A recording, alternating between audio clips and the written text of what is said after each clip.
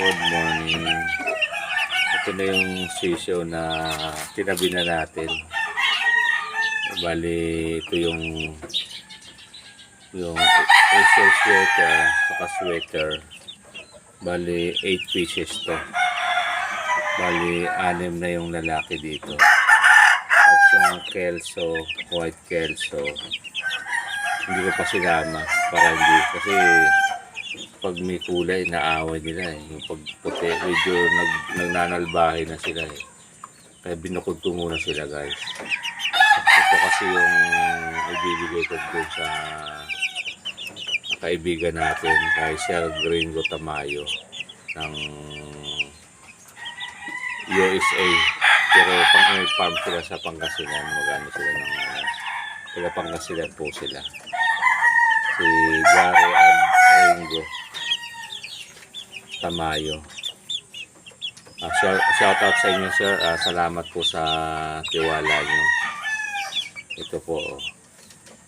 Bali 12 pieces po itong season natin na mapupunta sa kanila. Ayan o. Ang gaganda niya no. Kilala na yung mga lalaki dyan. Ayan o. Bali yung white kelso nakabukod na. Saka ito, pinukod ko na rin muna. Mas lamang ang lalaki. Ano? At makikita nyo ang lalaki.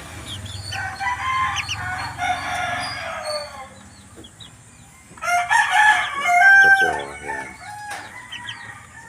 Kaya, ganyan yung tema. Bali, ang ilalim yan, may, ano yan eh, may dita. Para hindi, yung dumi nila, hindi magbaho, madali siyang mag-dry. Yan po, yan o, lalaki o. Ito na po sir yung ano nyo. Thank you po sa tiwala. Ito po.